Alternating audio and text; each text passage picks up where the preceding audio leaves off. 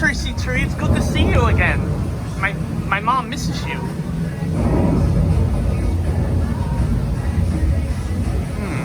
Is she gonna say something? Ready, Tracy Tree? I want to hear your rainforest facts.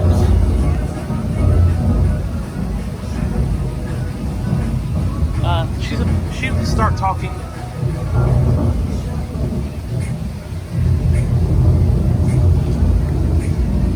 And ready to be startled. Is she going off? I'm videoing her. Oh, there she goes. Hello, everybody. I'm Tracy Tree.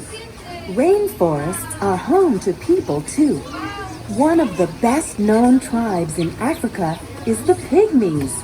They are small people, rarely over 4 feet tall. They live on different types of animals, but also collect fruit, honey, eggs, snails, termites, and caterpillars for food. The women collect nuts, roots, and wild mushrooms.